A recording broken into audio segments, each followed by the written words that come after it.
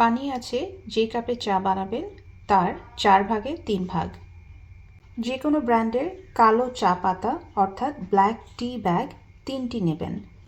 মাইক্রোওয়েভে দেওয়ার আগে এভাবে একটু ডুবিয়ে নেবেন। চেষ্টা করবেন এভাবে ছাড়িয়ে দেওয়ার জন্য। ওভেনে 4 কাপ দিয়ে দিয়েছি। মাইক্রোওয়েভ ওভেনের যে অপশন থাকে সেই অপশনে রেখেই আমি 1.5 মিনিট অর্থাৎ 90 সেকেন্ড অথবা 1 মিনিট 30 সেকেন্ডে দিয়ে স্টার্ট বাটনটা প্রেস করেছি। 1.5 মিনিট পরে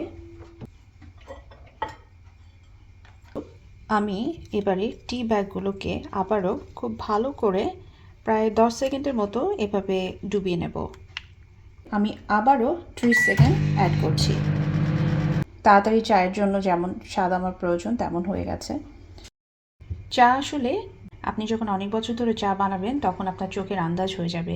লিকুইডের রং দেখলেই বুঝতে পারবেন যে চাটা আপনার মনের মতো হয়েছে কিনা।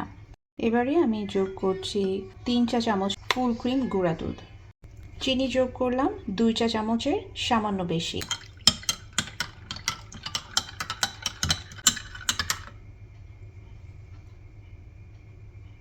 যদি রেসিপিটা ভালো লেগে থাকে তাহলে অবশ্যই তৈরি করবেন, সবাইকে নিয়ে একসাথে উপভোগ করবেন। সবাই ভালো থাকবেন, সুস্থ থাকবেন। আল্লাহ হাফেজ।